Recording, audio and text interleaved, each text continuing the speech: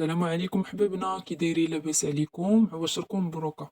اليوم ان شاء الله جيناكم بالحلقة 19 من مسلسلكم مكتوب في الجزء الثاني ديالو. كيف ما شفنا ان زهرة خرجت وغيعيط عليها حميد.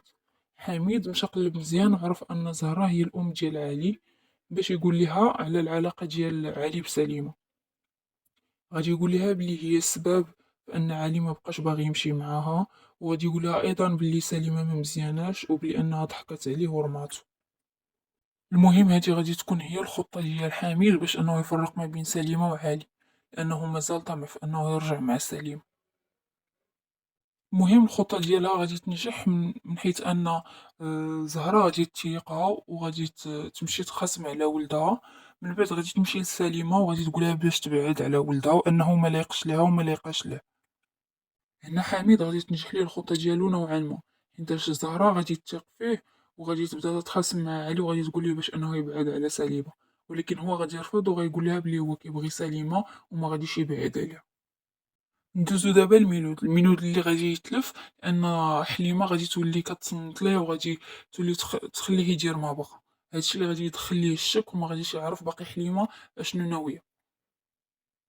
دوزو دابا جميلة اللي تقلقات من حليمة كيف ما شفنا بزاف، انه ما عجبهاش الحال انها ضحات من اجل صاحبتها، وفي الاخر ملي جا ميلود قلبات بها حليمة. ملي غادي تخاصم مع حليمة جميلة، غادي تمشي حليمة باش انها تعتذر منها وغادي تردها للخدمة. واش غادي ترجع جميلة غادي تكون راجعة بنية انها تنتقم من حليمة. وهذه غادي تكون هي الضربة القوية لحليمة، لأن جميلة غادي تعاون مع البتول، والحاجة اللي ما غاديش تطيح في بال حليمة نهائيا، لأنها كتثق في صاحبتها ومازال كتكون باقا كتثق فيها. نمشيو دابا الأم ديال يوسف اللي غادي تمرض بزاف وغادي تزاد عليها الحال بزاف. الشيء اللي غادي يتسبب في الوفاة ديالها. ويوسف بطبيعة الحال غادي تبقى فيه الأم ديالو بزاف وغادي يدخل في واحد الحالة حزن كبيرة. وهند هي اللي غادي توقف معاه في هذيك المحنة ديالو، هي اللي غادي تبقى تواسيه. نمشيو دابا لعلي وسليمة.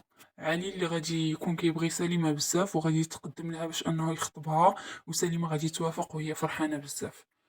هادشي هو اللي ما غاديش يتقبل حميد، وغادي يبدا يتهجم عليها ويحاول انه يهددها باش انها ما تزوجش بعلي، ولكن ما غاديش يفيدو هذاك التهديدات ليها، ما غاديش تنفعو حتى شي حاجة، لانها بصح كتبغي علي وعلي حتى هو كيبغيها.